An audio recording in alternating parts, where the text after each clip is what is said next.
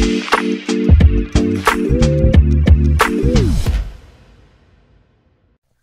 right, hello, and welcome back to another episode of the Chase Thomas Podcast, where I'm still the aforementioned Chase Thomas coming to you live from Knoxville, Tennessee. Everything School HQ. Number 2, Tennessee Volunteers baseball team. Number 2, Tennessee Volunteers basketball team. Everything coming up. Tennessee Volunteers. Unfortunately, I went back to Atlanta over the weekend. Saw the Hawks in person with my wife for the first time for her. They lost late to the Clippers, so that didn't go well. But, you know, still by and large a good sports weekend and getting to get back to Atlanta briefly. But here at this time, as he is each and every week, Mr. Evan Sowards. Evan, all black. Are you okay? How are you, buddy? There is no God. Yeah.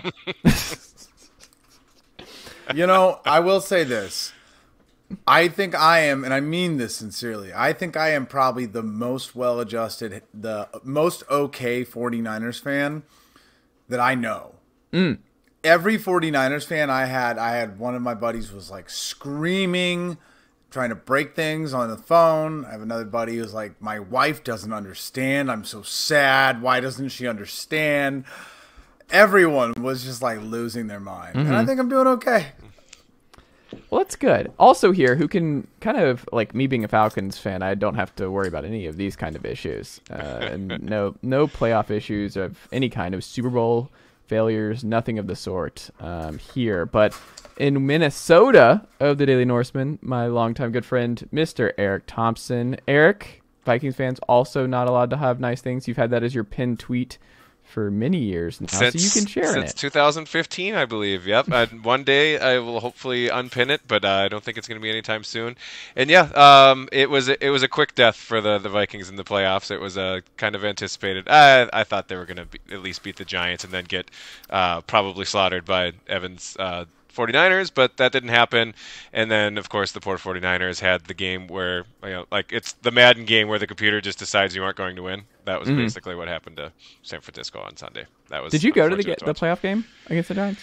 I did not. I went to the fun one I went to the one that they won against the Giants on Christmas Eve. I brought the whole family to that one. That was a blast. But nope, I had an opportunity to, and I figured I think I made it to like 5 Vikings games this year, and so it's pretty good. Was that was really good. And both my daughters got to go to 2. My wife went to 2, so like brought the whole family a bunch of times this year. And yeah, they were undefeated when I went, so I guess you can blame it on me. I should have. Well, and really, that's on the Vikings as an organization to not invite you to all the games. Exactly. I'm posting stuff. I have like more than 5 or 6 Twitter followers. They could hook me up. Yeah. I mean, Evan's over here. He's like the White Claw sponsor, the Niners sponsor. They bring him in to lead chants and just be the leader of the fan base. We need to get Eric in the same zone. They got to get me blowing the Galler horn before the game. I mean, that's. Would you do that? I would become a Vikings fan just to be able to do that. Would you do it, Eric? Would you be too nervous, or would you do it? Oh, 100%. Like, you don't actually. Full disclosure, there's not an instrument you actually have to play. They just play a really loud noise while you'll pretend to do the thing. So yes, it's always a guest going up there, and it's someone much more famous than I am usually. So they had Joe Staley for the Niners doing the gong this week. I don't know who that is, bro. I don't know who Joe Staley is, bro. I don't. I gotta say, I'm a huge Duck fan. I'm like, Kayvon, shut the fuck up. Sorry. That's his only thing, by the way. It's every week. That's his thing. He's like, I don't know who you are, bro. Like that's just every week. Kayvon Thibodeau is. It's a like, new. I don't know who you are. Google, bro. Like, why are you? Why do we care? It's a weird time. In that Twitter sphere. Not a great look for a lot of Twitter big talkers. Eli Apple going down this weekend after the week that he had on Twitter.com.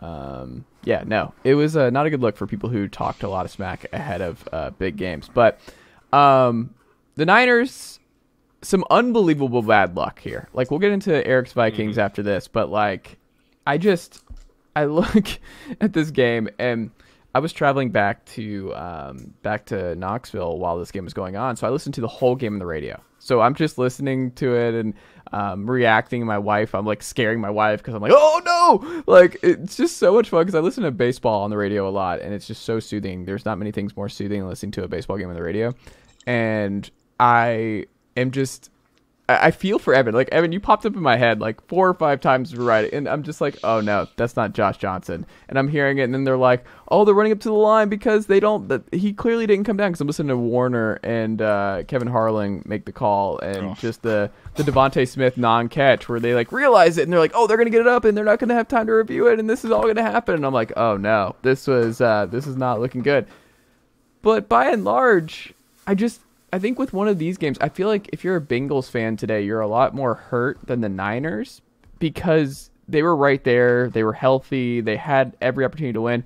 If you're a Niners fan, you're just like, what are the odds of us being down to QB5 in the NFC title game? Like, what are we supposed to do? Like, what was Kyle supposed to do? How are we going to win this game, even with the Devontae Smith non-catch reverse or whatever? Like, Brock Purdy, we now know it was a full, like a tear, like a UCL tear that he is now out 6 months. So he could not literally throw the football 10 yards downfield. Josh Johnson, obviously well in over his head for that moment, did not have the snaps, was not ready for any of that. And you're like, well, what? You're going to run the fullback and do the Wildcat as the emergency quarterback? It just sucks because you're like, there's nothing they could do. It wasn't even like a back and forth, just unbelievable ending. It was just I don't even sad. know why you're talking like that. Like, I don't understand anyone when it comes to this 49ers game. Like, everyone wanted to discuss so many things, and my friends included. When Brock Purdy went out, the game was over. Yeah. And I knew that the second it happened. And as a 49ers fan, I had peace. I don't know anybody else, and obviously on the podcast you won't be able to hear this, but I have tight shoulders from like bro lifting my whole life. So I know like essentially like the motion that he was throwing, when your arm is trying to go the other way, it doesn't have a lot of range of motion, even if you are an athlete. And when you're throwing that as fast as you can and you're throwing your arm into a Hassan Reddick, I'm sure every single tendon just ripped in half. And so, not to get into that, I mean, let's backtrack. I've been saying it facetiously for a long time, but I'm tired of it. I want the respect it deserves. The 49ers are cursed, and we need to start talking about it. We need to start admitting it. I know it's a funny thing to say. You think about curses, you think about witches and black magic and maybe hocus pocus. I don't know what you think about. Maybe you think about hexes. Maybe you think about, I don't know. The 49ers are cursed. Kyle Shanahan comes and gets hired after they had Jim Harbaugh, a Super Bowl winning team, Colin Kaepernick. That team has its own issues. But then Kyle comes in, clean slate, doesn't draft Patrick Mahomes because he's going to get old Kirk Cousins. And then they realize, well, that's not a good idea. So we got to figure something out. So they trade for Jimmy Garoppolo. Tears his ACL immediately. After a little bit of hope, 5 games, wins 5 in a row games. We think that the Niners are on top of the world. Nope, tears his ACL. Never comes back. Never gets fully healthy from that. Always plays different than when we first saw him those first 5 games. So then Kyle goes, well, we tried to trade for a quarterback, and we did, and it worked for a little bit, but then he tore his ACL. We got to figure something out. This is a great quarterback class. What should we do? Well, you know what? I'm Kyle Shanahan. We've got a great roster. We need a quarterback, and I'm not going to sit here and rest on my laurels. I'm not going to wait on Jimmy Garoppolo. We're going to go out and get a quarterback by trading 3 first-round picks. We could have picked either Justin Fields, Mac Jones, Trey Lance, right? We chose Trey Lance. Thought it was the right decision. I know old Eric over here, big North Dakota fan, knows it was a great decision. We all thought it was a great decision. Well, guess what? He wasn't quite ready. He was fresh. That's fine. Jimmy's going to play anyways. Jimmy plays a little bit better. Hope again. They might just so happen to be able to be successful with Jimmy. No. Pain, sadness. What happens?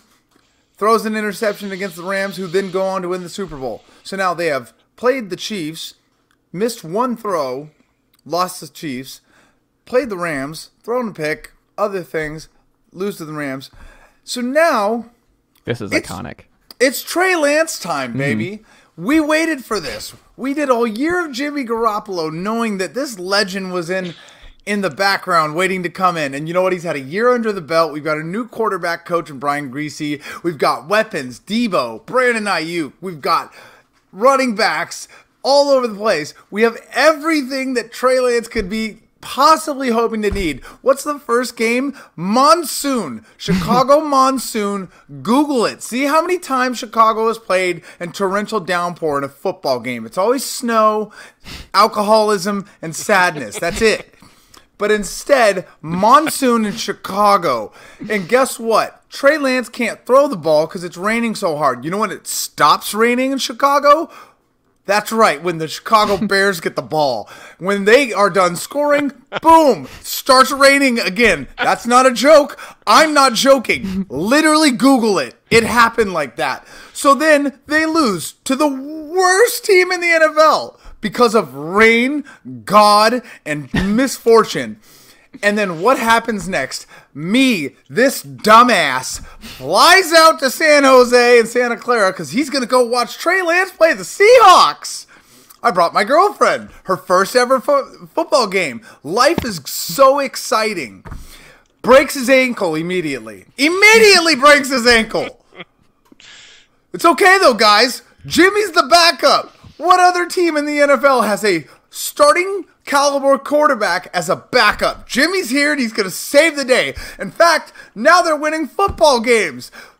They could go to the playoffs. Jimmy's starting to play better. He's doing things that he hasn't ever done since those first 5 games.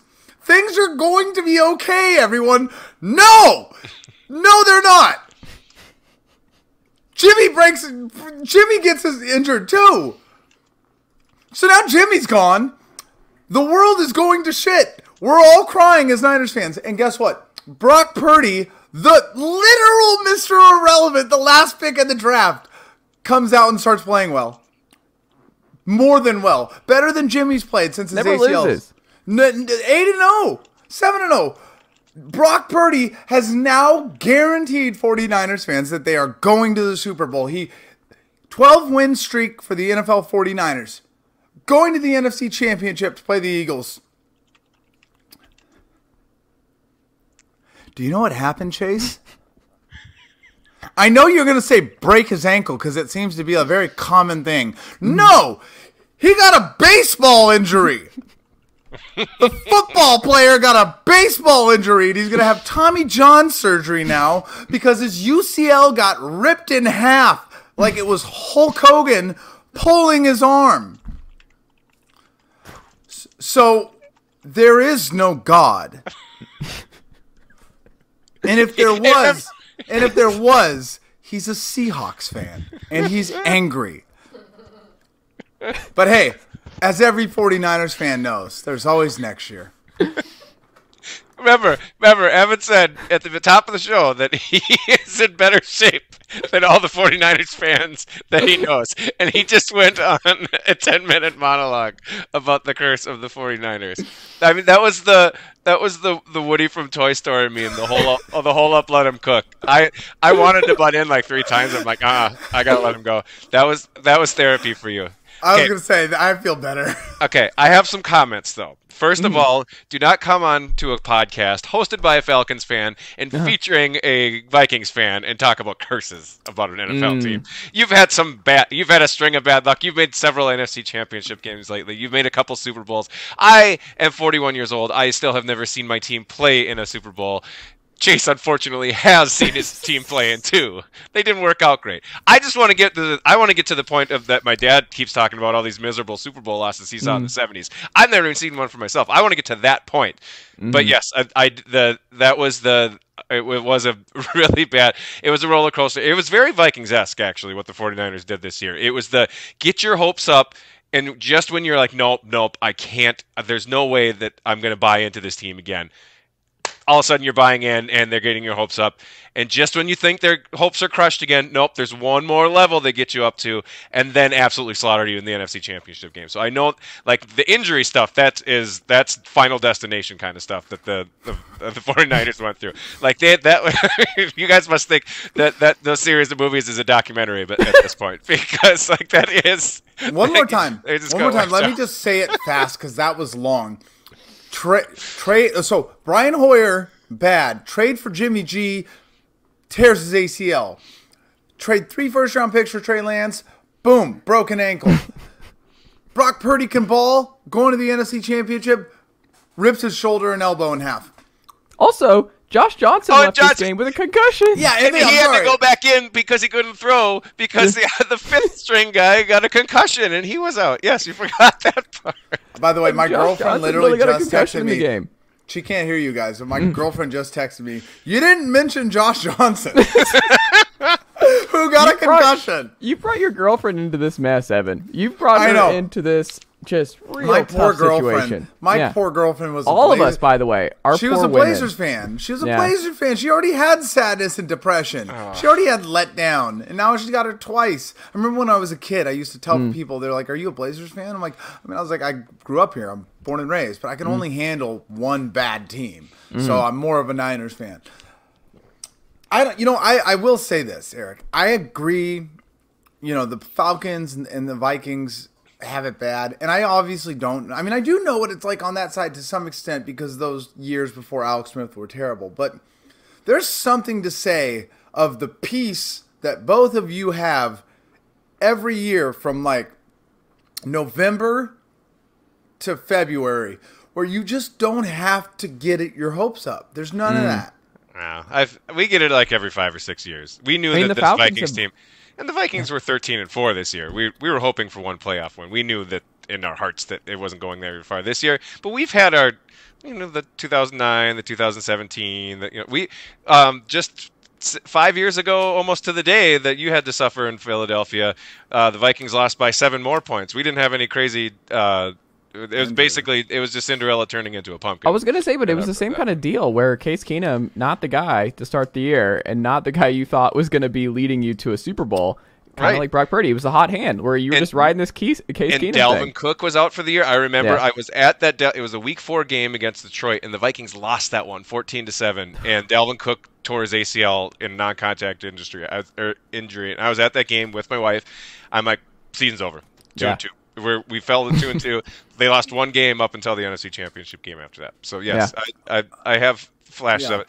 Yeah, but for me, it's been weird because it's different for the Falcons. Because like y'all kind of walked in that abyss sometimes, like in the last 20 years. Where like the Falcons, like one of the things you take for granted is that like you went from Michael Vick to 1 year of Joey Harrington and Byron Leftwich and that mess. Like I got 1 year of that, and then it was like, oh, Matt Ryan time, and then you just get Matt Ryan for over a decade, and it's just every year you go in, you're like, well, if this goes right, Michael Turner looks like he might be the guy to really. Roddy White, oh, Julio Jones entered the fold, John Abraham on the edge, and this is like every year there's this new storyline where you're like, we have Matt, we have these guys, and we're contending year over year, and then these last 2 years without Matt, or this last year without Matt, and then what he was 2 years ago, where it was just like, oh, this is over. He's not starting this league anymore.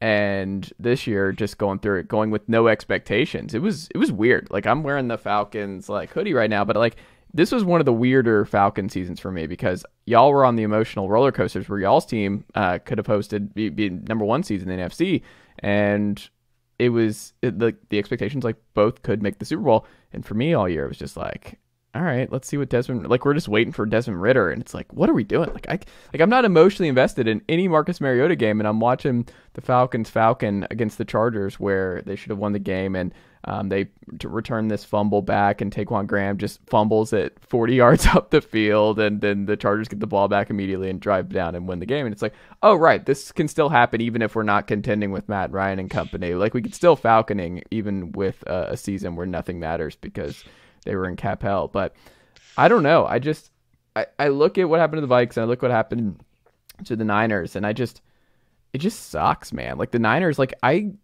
it's just one of those things too. I'm sure the NFL hates this because there was so much excitement going into that heavyweight matchup between the Niners and the Eagles, where those were two, I think even Chiefs and Bengals fans would say the Niners and the Eagles had the 2 best rosters in football this year. And to see how good CMC was, to see how well Brock Purdy was playing, and to see if a rookie quarterback could really get to the Super Bowl and for the first time ever, it was like, wow, this is interesting. And like Jalen Hurts being an MVP favorite, and then just looking at, I mean, all the different matchups, like AJ Brown still hasn't scored a touchdown since like January 1st, and you're like, how is this going to go? Like there was just so many interesting nuances to this game, and then it's like Evan said, nope, boom, Brock hurt early, done deal, it's over. And then you're like, well, maybe Josh Johnson can keep this thing going. You're like, nope, Josh Johnson's not going to keep this thing going. And the defense, and the 49ers defense, like, kept them alive for a little while there. Hold on. Yeah. Fuck, kept them alive. I want to talk about that because I don't think a lot of people are talking about that.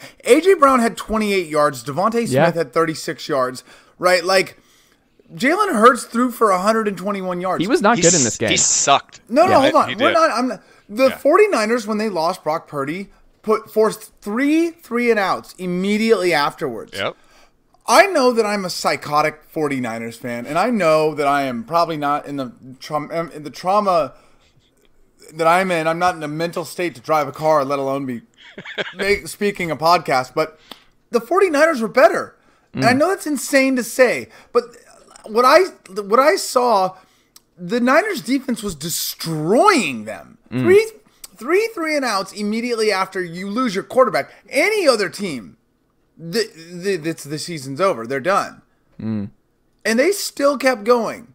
And obviously, the penalties, I don't even want to talk about the refs. I think a lot of people are going to want to talk about the refs more on the Chiefs side. But the penalties were insane. The second they forced those three and outs, all of a sudden every flag, like, they all came out. And I there's no way to know. But I, in my heart, know that if that injury wouldn't have happened, the Niners would have beat the Eagles. At the very least, I think that injury robbed us of what could have been an all-timer of a game. That would have been an absolute 60-minute slugfest. And again, I think it's the two best constructed rosters in the league. I mean, just the fact that the 49ers made it there with Mr. Irrelevant shows how well they're built around everywhere else on the roster. And the Eagles really don't have a lot of weak points. Their defense was still getting after the quarterback no matter who was back there. Like it would have been a great game. I won't say, again, you look at the final score and it's like, 31-7, how could you say that the Eagles were even going to struggle with them? That was absolutely a game, even, well into the second quarter with virtually no offense available for the 49ers. Yeah. It wasn't even until the fourth quarter where it was like, okay, 3 possessions with this. It's like, it's just not happening. Don't forget that Josh Johnson literally dropped the ball and gave it to the other team. Like, hey, Patrick Mahomes did it too. I know, but but it was like 7-14. And that's, you know what I mean? Like, and they were driving, like, it's just. Would it have mattered, Evan, if they had gone Wildcat? Like, in the moment, were you thinking, like, could CMC have done it? No. Would that have not made a difference? No, they're too good of a defense. The Eagles are really good. And with zero threat of a pass. And the fact that CMC was getting yards, period, in that second half, when it's like, oh, guess where the ball's going? Everyone in the stadium knows where the ball is going. And he still got a few first downs. I thought that was incredible. His touchdown run was one of the greatest playoff touchdown runs I've ever seen in my entire life. And it'll never be even talked about because of that. That's the thing that bothered me. I don't have a lot of complaints because, what are you going to do when that happens? It's just that. But that Kyle knew he was going to be able to run the ball. And he just, like, he could have just ran the ball. Like, he was getting 4 yards to carry early on. And he was still trying to do this little, all of his little bullshit, little cutesy little fuck. Like, he had Brock Purdy, like, I don't know what the play is called, but where you roll out a little bit and have Hassan Reddick bite. And then you're going to throw it to Christian McCaffrey over him, right? Like, that's the play. That's what he got injured on. Christian McCaffrey was just getting the ball handed off to him, and he was running for 4 or 5 yards every time. You hadn't even used your other running backs yet. And it's just like, I get it. You want to have this, like, balanced passing attempt, whatever, but, like, do you remember the Vikings game, Eric, at Levi's, that playoff game? Yeah, I tried to block it out. But. Right. Kyle knows how to run the ball in the playoffs, wouldn't you say? Yeah, I mean, that game was over as soon as the 49ers got to double digits, I think, especially with what they were doing. But yes, what did Garoppolo throw? Was that the 11 passes or something? I think it was 8 or something like that. I think he went like 6 for. Wasn't that the game where he went 6 for 8? He had 2 games in that playoff run where he barely threw, but that was one of them. And that's just what makes me so bad. Obviously, it's like ifs and buts, right? Like looking back on it, it's almost a waste of energy. But it's just like knowing that they were the 16th rated run defense in the NFL, and you have the best rushing attack in the world right now, and you chose to just try and throw the ball. early too. I don't know, man. It's yeah. Talking about it makes it worse, guys. Let me tell you. Well, Talking about it makes it worse. Oh, I stand corrected. Garoppolo he passed 19 times that game. He completed 11 of them for 131 yards. Yeah, that's what I was saying. 11. So. He completed 11 passes, but that was in the beginning. The first half, he completed a lot of those. In the second half, I think he threw like 2 passes. Yeah, because he didn't need to. Because he threw an interception and he pissed off Kyle. Yes, he did. well, Evan, here's something that this is a question that I think could uplift you a little bit. Like, what did you love most about this team this year? Like, what did you love most about going to the games and watching this team rise, the resiliency? Like, what was your favorite part of this year's 49ers? I mean, it has to be the next man up. Like, you'll never, in the history of the NFL, I don't think you'll ever hear again about how a team started with one quarterback, had a backup, was still able to compete, had a third string Mr. Irrelevant, and they got better. I think it was a great story. I think it was awesome to see the team rally around Brock Purdy. I think it was great to see when you're a football fan of a team and you love that team. I got to see the best version of these players, not as football players, but as people. You got to see them so happy and appreciative. They had each other's backs. They were constantly hyping each other up. And that was great. Just really great to see.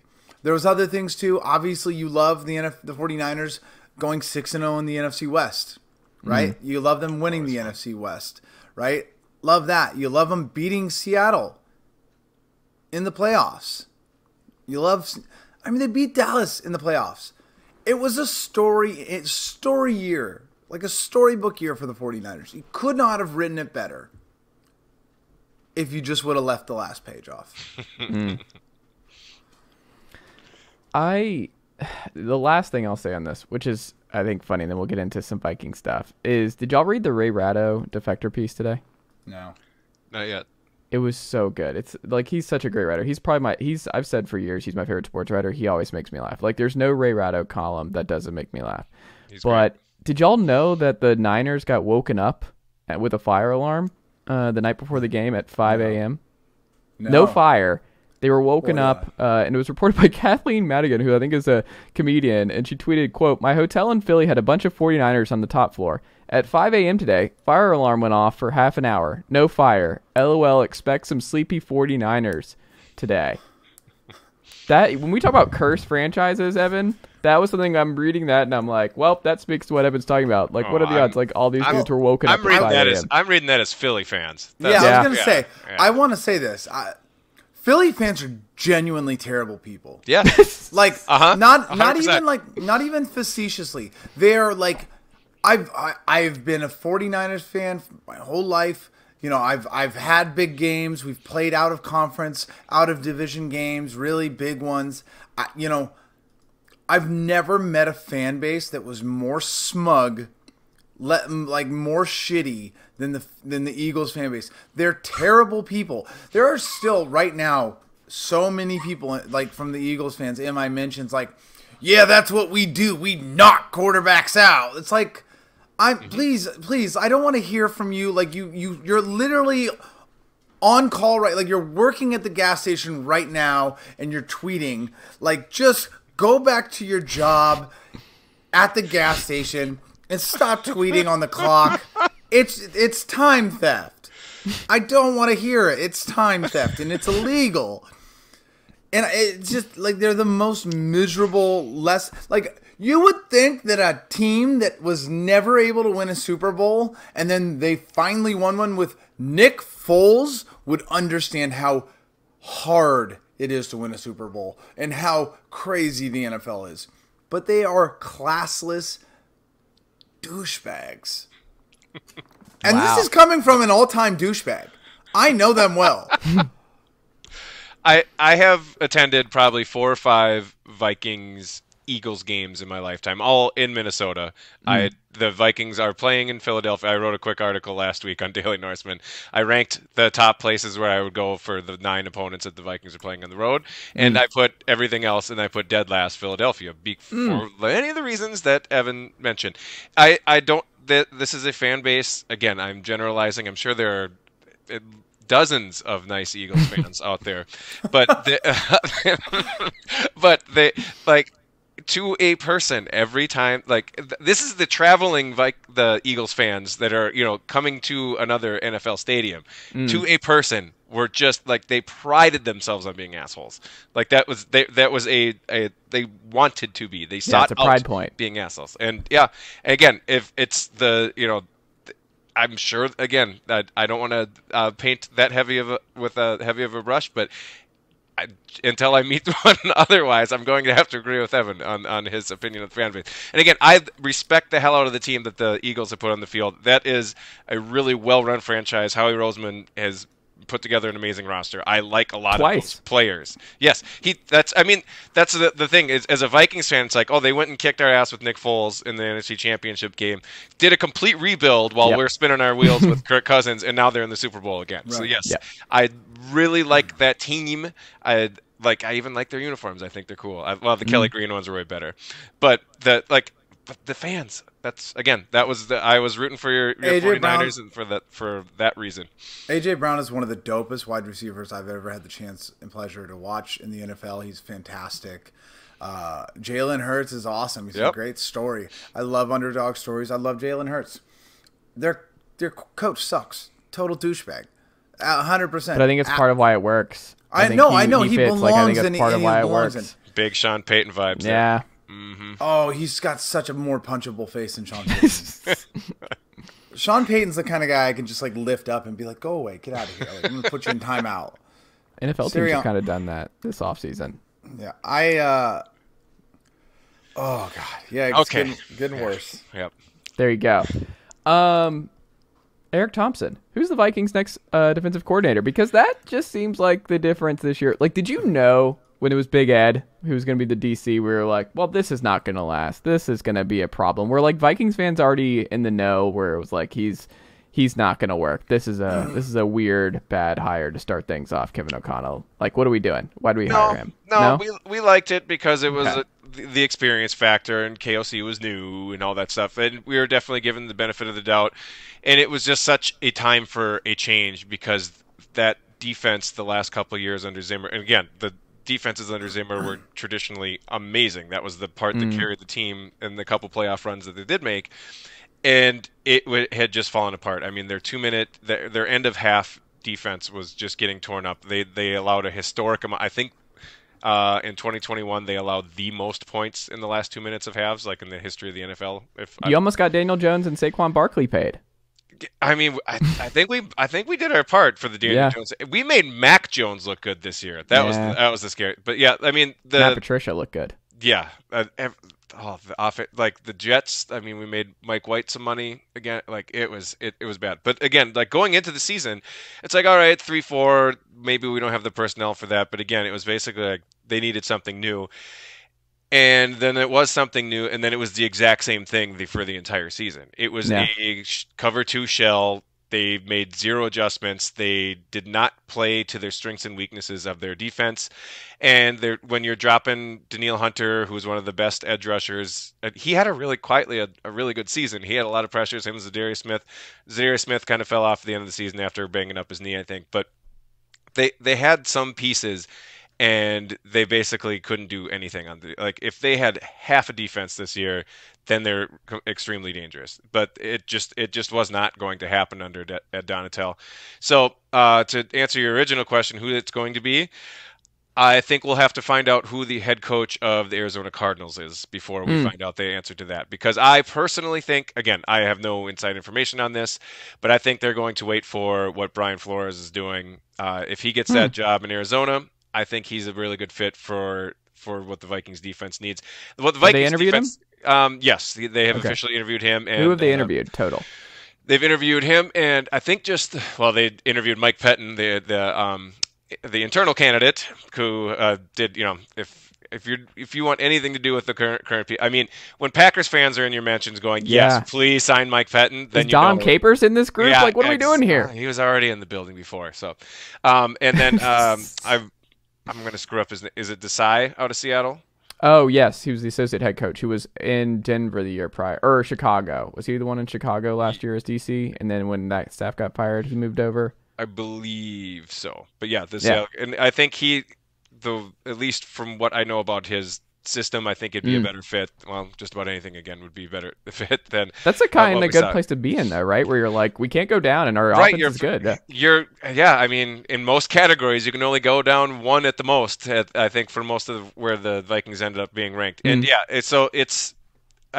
I think that's what. Yeah, first of all, there's going to have to be a lot of new faces on both sides of the ball, but especially on defense.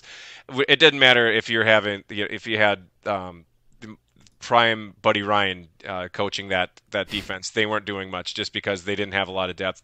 I mean, their linebackers got just absolutely roasted. Hicks was out of position a lot, and Eric Kendricks, as much as I have loved watching his career in the Vikings, he's definitely on the back end of his career. And when Patrick Peterson is your most reliable cornerback in his 11th year, that's saying something. Harrison Smith isn't what he used to be. He's still good, and they didn't use Harrison Smith the way that he excels the most and the whole Mike Zimmer defense a lot of it was predicated on being unpredictable before the snap. Harrison Smith would be sprinting up to the line of scrimmage and then sprinting back. I think I saw that maybe like 4 or 5 times this entire season. And so it was a combination of personnel really struggling and just the fact that they were completely predictable and you could tear them apart. So basically, out of the 3, I think my personal preference is Flores, but again, it could be. I think they're going to have to wait for a couple other places to land before we find out exactly who it's going to be. I would hope to know in the next week or 2, but we'll see. Yeah, Falcons just made a DC hire, and most Falcons fans are not into it. Like, Fontenot is building basically the Sean Payton Saints all over again. That's what the goal is. So they hired the defensive line coach who's never called defensive plays to replace Dean Pease. So I'm not feeling great, right, Eric, about where things are headed in that front, but I don't know. We'll see. Because like you said, it's just, I don't know if it can be worse. I don't know if the pass rush could be worse than it was this past year. Really just all of my adult life in Atlanta. I just wonder too, like Justin Jefferson having an MVP worthy season, like these are the kind of things, and this kind of ties into Evan and his team with the Niners, where like CMC was healthy this whole run. Debo was healthy this whole run. You had so many dudes who were healthy outside of the quarterback spot, which is obviously the most important part. But like Trent Williams was healthy, Eric Armstead, Bosa, you go up and down the list, so many of the important guys, Fred Warner, were all healthy. Kirk was healthy for you. Dalvin Cook was healthy. Justin Jefferson, you're like, wow, we really burned a year where all of our important playmakers were healthy because this part of the team was such a weakness that I hope we didn't miss our moment because we didn't have the right DC in place. And like you said, it was a depth thing, so who knows if any DC would have been good enough. Let me know when you're ready to talk about Tom Brady. Do you want Tom Brady, Evan? No, you want Kirk because I mean, we've had a local radio station making it the A block content. Should they trade for got the local kid? Okay, so bring Trey Lance back to Minnesota. That's where he's from. I would love to trade. I Trey like Lance. this. I love this. Trey Lance for Kirk Cousins. Let's who never gets hurt? Kirk Cousins. You never have to worry about quarterback. Oh my or God! Tom Brady. Let's do Here's this. the thing. So I would love to trade Trey Lance, and hear me out. I love Trey Lance. Yeah. I want him to be a 49er, but for his own personal health and career, we have to trade him. He doesn't deserve this. He needs better, and he's not. Wherever Sean Payton goes, by the way, it's Arizona. I think that Trey Lance needs to. I think he's back to the booth because Vic Fangio was like his rumored partner, right? Like they were a package deal. Chase, I wasn't. I was telling you. Oh. So, but either way, the Niners aren't gonna trade for anyone as much, unless maybe it was a straight up swap. I don't think they get rid of Trey Lance because they want to see what he has. Tom Brady is the only quarterback that is good enough to come into this offense with the stacked roster that it is. I mean, tell me this: do you guys think that this Bucs team this year, even though Brady's getting older, was kind of like the Patriots team the last year before Brady left? Close. Yeah. I mean, yeah, I'd be shocked if Brady went back to the Bucs. I don't. I see think it that's like- over. Yeah, Yeah. I think No, the no, Bucs no, are but going I to mean, rebuild. like, you know how, like, you remember how Brady played bad his last year in New England? Everyone was like, is he done? But in reality, he wasn't done. It was just the roster was terrible. Yeah. I think it's a little bit of that with all the injuries and stuff like and with the Bucs. If Tom Brady's got to come to the 49ers. And I say that I'm terrified of it because he's Tom Brady. So if he finally does lose to Father Time, you won't be able to bench him. It's a gamble, but he can come in. Brock Purdy can learn from Tom Brady, which is probably good considering Brock Purdy's background. And Trey Lance, you can't start. What are you gonna do? Bring Jimmy back?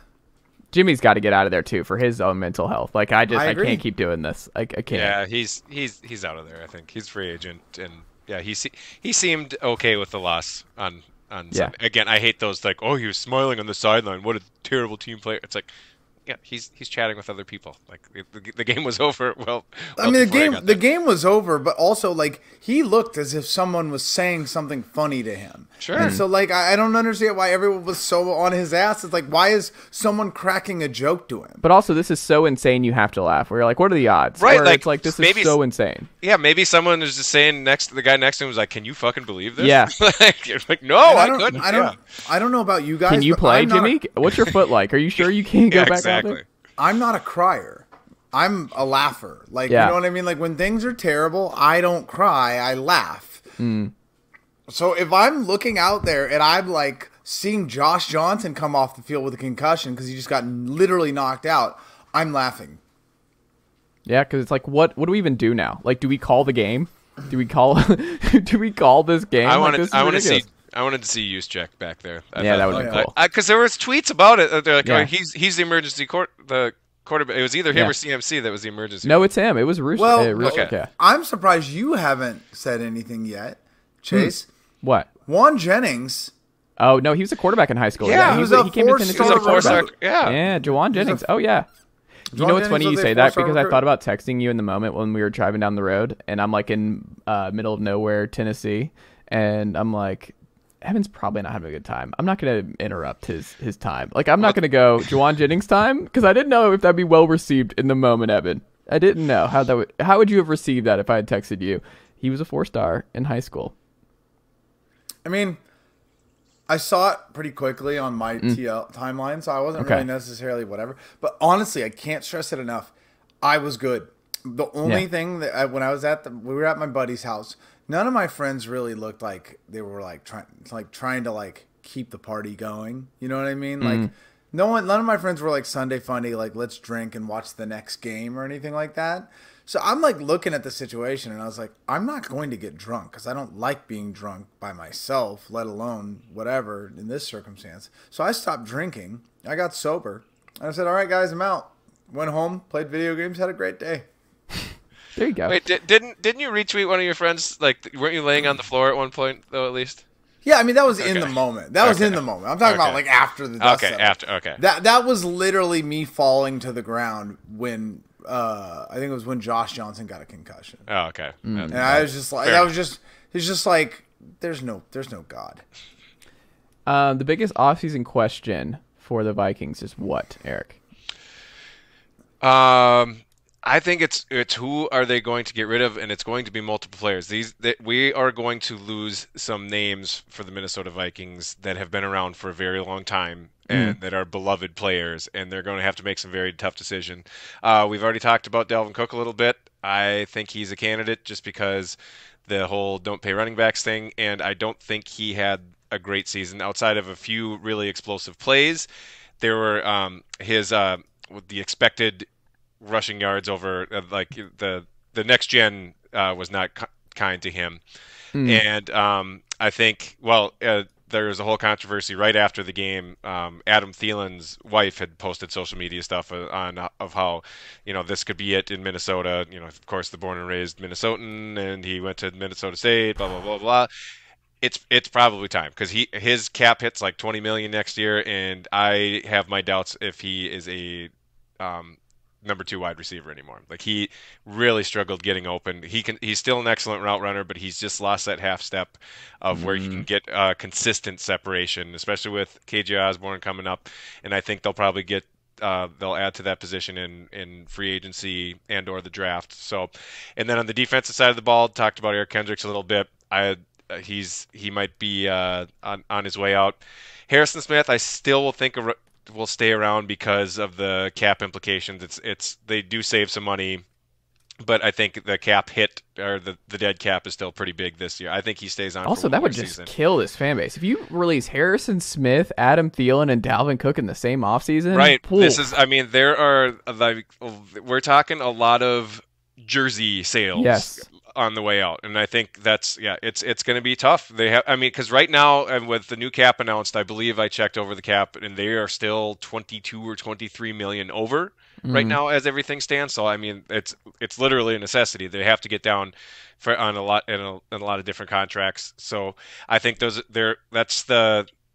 are the big decisions. Obviously, like it's who to keep because it's not going to be everyone, and it's going to be some, I think, very popular names that are departing from the team. It's the whole business of the NFL thing. These are guys that I have rooted for and covered, and personally really really enjoyed over the past several years. But unfortunately, it's probably time for at least a few of them. Man, Evan, who's the biggest name on the Niners who's not back next year? Jimmy Ward. Okay, you think he's gone? But also, it's kind of a boring thing because it's like Jimmy Ward during the Harbaugh years was like rumored of like being one of the guys that might not make it. And I remember back then being like, he had a good run. Like Jimmy Ward was always the guy where he's like he played multiple different positions, whatever. Really, he has stayed around. He's taken pay cuts. He loves the team. He had a great career with the 49ers. And I hope that he can go get the bag one last time before things are over. But I'm telling you, I've been saying it for a long time. I think I don't know anything here. This is just me. I think they trade Debo this offseason. So you guys tell me this. Can they land Lamar Jackson if they trade Debo? With that cap space? I have no idea. Well, it all depends on what Lamar accepts for the contract. That's what I'm saying, because that's the whole thing with the Lamar thing, right? Is like they get an option, another team can essentially try and sign him with an offer sheet, and then Baltimore can match. Correct? Yeah, I believe so. He's restricted. He's restricted, right? Yeah. But he's also involved in the next OC hire. I don't know what to make because he's also representing himself, so it could always change day in, day out. I don't know. I don't think you look at, if you're Lamar Jackson and you're playing in Baltimore, I don't know if you look at what the 49ers did with Brock Purdy, and you got to go, I've got 3 Super Bowls there at least. I'm sorry, but you're missing a big part of this. If you're Lamar Jackson, you're looking at the Niners, you're like, okay, what injury am I going to have next year in San Francisco? I'm already been banged up the last 2 years. If you're as a fan, I'm just hoping we get one before it happens. You know what I mean? You need the injury-proof quarterback. We need to do Trey Lance for Kirk Cousins. Let's do this. It's just Tom Brady, dog. It's just sitting there. Tom Brady doesn't get injured. You say that's yeah.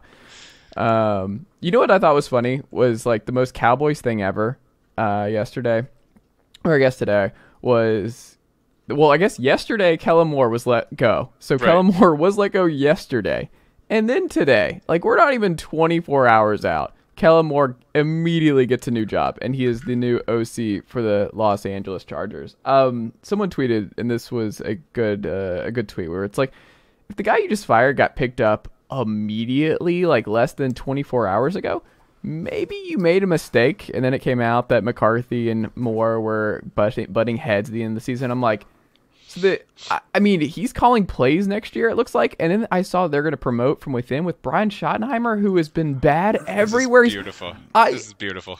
This is unbelievable. If I'm a Cowboys fan, I'm losing my absolute mind at how this offseason's going. Because you were looking at it like we were this was supposed to be a gap year. We had to eat some bad contract stuff with Amari Cooper going out. Mm-hmm. We actually won more games than we thought we were going to win this year. Defense is top-notch, one of the best in the NFL. Micah Parsons is a monster. And look, we're in good shape going into next year. The Eagles, we'll see what happens. We're kind of a victim of being in the same division as the best team in football for most of the year. Hey, it happens, but we would have hosted multiple playoff games if that was not the case. And then you look at it and you're like, what? Kellen Moore's out, and we're just going with Mike McCarthy and Brian Schottenheimer being promoted. What? Dude, the Cowboys are hilarious, and that will be one of the few things that really made me feel better during the Niners game. Yeah. Like hearing that. You had a young, up-and-coming, still learning offensive coordinator who was immediately hired by the Chargers, which, by the way, I'm excited about that. But that's a good hire for them. It's a whole other podcast. For sure. The Cowboys are hilarious. They're just Eric, sad, like, is there any chance bunch. it works? Like, is there any chance next season's not an absolute disaster with Mike McCarthy calling plays? Like they'll be good. They'll be because they still have a ton of talent. However, they're going to be the Cowboys at the most wonderfully opportune time. They'll probably get the playoffs. They'll probably be a wild card. They'll have a lot of good games. I mean, like, yeah, this is exactly what the Cowboys have been for the past several years. Every time they get pretty good, they basically can't get out of their own way. And yeah, if you polled Cowboys fans, who do you like more? If one has to stay and one has to go between McCarthy and Kellen Moore, I bet it'd be at least 85% Kellen Moore. And of course they got rid of Moore, and now they're stuck with McCarthy. And yeah, ask Packers fans out of the one God mode Aaron Rodgers year, how that usually goes. I mean, just fire McCarthy and promote Moore. What are we doing? Like, what are we doing? Like, you got Dan Quinn to stay. Like, Dan Quinn's like, uh-oh, this is a problem. Because guess what? You think they're still going to make the playoffs. I think the Cowboys missed the playoffs. I think this is going to be a disaster offensively next year with Schottenheimer and McCarthy. Like, I think this is an abject disaster. If it's actually Schottenheimer and he's in his usual bag of tricks, his Seattle and where was his Jacksonville, the Urban Meyer year, where Trevor Lawrence looks horrific. Yeah, he was the OC. That's right. Oh gosh. Okay, yeah, never mind. If it's Schottenheimer, I take everything back. They're going to be just a complete dumpster fire. If it's anyone even close to competent for their offensive coordinator, then I still think they're too talented to just completely suck. But yeah, Schottenheimer's so bad. Vic Fangio to the Dolphins, Nathaniel Hackett to the Jets, Bill O'Brien back to the Pats. Which will prove to be the biggest hire this cycle, Evan, of those three in the AFC East? It's got to be, Vic Fangio, but it's not even done yet. That's not guaranteed. What do you mean? They just came out with a report today, Benjamin Albright too, saying that his camp said it's not done yet. He wants to he might be coming to the 49ers.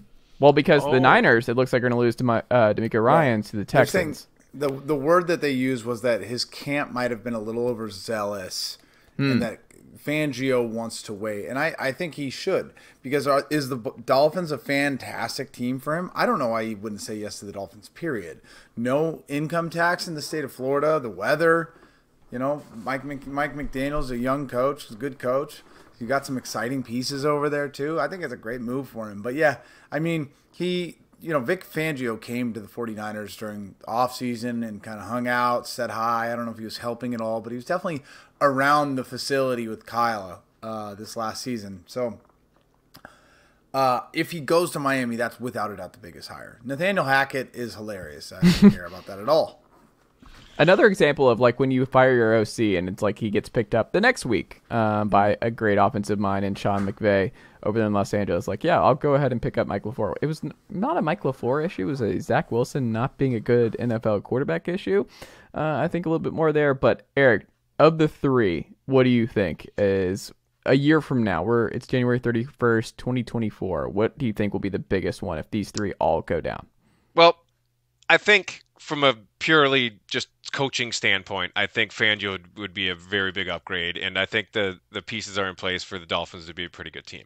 That said, I'm going to say Hackett just because it's the whole Rodgers is doing the Favre impression thing. It's so funny how he basically loathed Favre, and he is slowly becoming him at the exact same age. He's going to go from the Packers. Like, I feel like I should be buying my number 12 Rodgers jersey for the 2024 or 2025 for the Vikings, because if like he's going to go full circle. He's going to do where did Favre go right after the Packers? He went to the Jets.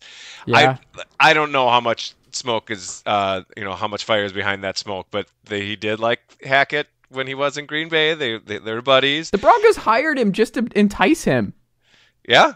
Like I think it's a recruiting tool, and I think that's really what the Jets, because the Jets are like, again, if they have anything close to competent quarterback play, they at least are making the playoffs. Yeah. They drafted so well. They have two absolute studs on defense on their Fantastic corners. roster. Yeah, like, and they're pretty. And again, they lost their stud rookie running back too pretty early in the year. Breece Hall's going to come back. He's going to come back.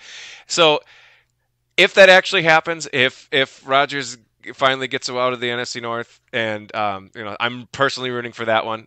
If there actually would you buy a Rodgers Vikings jersey in 2025? No, I never bought a Favre Vikings jersey. Okay. Well, first of all, I've officially decided that I will only buy Vikings uniforms of players that are older than me. Okay. So basically, that's just retired guys now because I've passed everyone. Just because jerseys. You don't have to worry about anything. They retired that way. Jerseys are good for jerseys are good for like 3 or 4 years now only. Yes. And I don't like how the store-bought NFL jerseys fit you anyways because the sleeves are like down to your elbows. Yeah. And I have like it just they we all look like Madden Nation players. Yeah, exactly. Like if we had like the cool custom fit ones that the players actually wear, sure. But yeah, but no, I won't be buying that. What if one of your daughters is like, I want an Aaron Rodgers Vikings jersey? Oh, just for shits and giggles, I'd do that for sure. Yeah, like they can pick if they're rooting for the Vikings, and I'm still keeping them interested in a couple of years because like I think they had fun at the games because these are the first regular season games I got to bring them to this year. Oh, so, nice. Like, they both had a blast, and I let my daughter stay up last night and watch the end of the Chiefs and Bengals game. Like she's asking questions about it. It's like, okay, we're as long as they're football fans and Vikings fans, I'll buy them whatever jersey they want. There you go. I like it. There we go. I like that. The last thing speaking of the game last night, we'll end on this. The Bengals, did they get hosed? Like ultimately, do we think they ultimately got hosed and that they were the better team and should have won that game, or did the better team ultimately win and there was just some weird officiating stuff that ultimately did not end up being the reason they lost that game last night? Well, I'm torn on it. I mean, I think the one thing that we could probably all agree on is that the refereeing for the entire day, not just the Bengals-Chiefs game, not the best day for these crews. I'm starting to think that these all-star crews that they put together for the playoffs is like the best graded ones. I think it's obviously turning out to be a pretty bad idea because these guys haven't worked with each other as much. I think take your best, highest graded overall crews, keep them together because these people, like especially in the Chiefs and Bengals game, that game was back and forth. It was all sorts of unpredictable, and then the refs just started saying, "Okay, we're going to have 5-minute conferences after every other play." Like the game was just ground to an absolute halt. Mm-hmm. I still think the Chiefs were what Mahomes did yesterday, again, I can understand Bengals fans have plenty to complain about. There were lots of things that happened in that game that were very confusing. The third down play, especially the one that apparently that was terrible. I don't get that. They showed the replay of it. The official running over and trying to tell him, but it's like, well, I get that part of it, but it's like it still happened. So you're like, well, we messed up, and they ran the play anyway. Like, and then people were like, well, they ended up having to punt later. But it's like, well, no, time went off, and they got a holding penalty on the next play, and they got to go a little bit further. So the Bengals had to start further back than they would have started in that. Like, exactly. So no, it did affect things. For sure. And but that's the thing. It's like, okay, if the ref is doing that, but no one acknowledges it. But then this is your all-star crew. But if you go like I think it was in the playoff game, Kevin O'Connell was like begging for a timeout right before a play, didn't get a call. Oh, sorry, the play happened. So what's the difference there? Like that. Yeah. It's again, it's an impossible job, and it's everything is so fast and everything is so close. Like with the Devontae Smith catch, it's like live it looked good. And then as soon as you saw the first replay, that was on Kyle. That was on Kyle. Period. Yeah, especially. Well, I mean, when the receiver's going like, "Let's go, let's go, let's go," like that should probably be a sign to throw the challenge flag. And right in the next drive, the Eagles calling that challenge and getting a fumble out of it. That was a huge turnaround. Not of course, just the injury too. So again, it's not on all on the referees. I still think probably the best two teams won, but boy, the Bengals certainly had their chance and with a very hobbled Patrick Mahomes. The one thing I won't. But we say very hobbled, by the way, Eric. The man, I don't think people understand. I broke my foot in September. I like Jimmy Garoppolo when they were saying he might be back for the playoffs. I'm like, absolutely not. Like I was telling Evan on this podcast where I'm like, that's not happening. As someone who broke his foot, not happening. That man is going to be in a boot for 2 months, and it's going to be some rehab, and it's going to be a while before he's trusted. Like he is zero chance. That man is out for the year. And then with the high ankle sprain, people in there, I've talked to people about this, like the doctors about this. I don't understand how Patrick Mahomes was able to do what he was able to do. You are supposed to be in a boot for a while with this. Like, I don't know. Like, you said he was hobbled, but, like, he was still moving and throwing on the right. Like, he was still doing stuff that was his game-winning run. He is running, and he did not look hobbled when he ran and got the 15-yard pass. It's insane. It's called Toradol, dog. I don't... Hold on. He was so hot. That foot was so hopped up with steroid injections. It started doing Arnold curls. Like, I don't want to hear it. Yeah, it'll be interesting to see how he recovers in these 2 weeks. Like, I mean, if the amount of stress that he put on what was, again, the only other thing that makes sense to me is like it was just a regular ankle sprain, and the Chiefs not were a kind of high selling ankle it. sprain. And the Chiefs are selling it like, oh, hey, that was it. That's the only other thing that makes sense to me. Yeah, I genuinely have no idea. Like, I would not be able to walk. Like, you're supposed to be on crutches. Like, I genuinely do not understand how that happened. Like, if he was in the pocket just standing there and not really moving around, I would get it a little bit more. But, like, goodness gracious. I mean, he's unreal, and he had so many great throws in this game. And like you said, like, the Bengals got hurt with some stuff, but, like, he was down. McCole Hardman was down. Kadarius Toney was down. Juju Smith-Schuster, and it's like a special teamers in with him in that slot position when they needed to. And it's just... Pacheco, whatever. It's just I don't understand where they find these guys where he just is number 10 and is the new Tyreek Hill with his insane speed. You're just like, the Chiefs are so well built, and it doesn't matter who's in the building, who's out. Like, Patrick Mahomes is going to get all these guys ready, and they're just inevitable. Like, the Chiefs just were inevitable, and I think I don't know if where y'all are at with the Super Bowl. My early thoughts is like I would be surprised if the Chiefs don't win. I would be pretty surprised. First and foremost, the Bengals are a great story, but like I just don't understand why people don't get it. I've personally witnessed this trauma, so maybe it's just something I'm a little more comfortable with and acknowledge. Patrick Mahomes is an evil man, and he just does this. He is the greatest quarterback of all time, maybe next to Tom Brady, just already because of how unbelievable he is. I was tasked with deciding who I would rather win this team. I said I would rather the Chiefs win because they beat the Niners straight up. I hope the Chiefs destroy the Eagles. And I think that they will win. I don't know about destroy, but I hope that they do. I really do. I hope to God that the Eagles lose. And I think they will. Patrick Mahomes is going to have 2 weeks of rest. And lots more steroid injections. No, allegedly. Allegedly, and not even allegedly. No, Evan. He will absolutely be having painkillers injected into that leg. I'll tell you that much. But either way, the Chiefs are maybe not the better roster, but they have Patrick Mahomes, and we've seen it so many times throughout the years. Brady might not have the better roster, but he's going to win that Super Bowl. You know, when Aaron won. Et cetera, et cetera. Patrick Mahomes is different. They're going to win.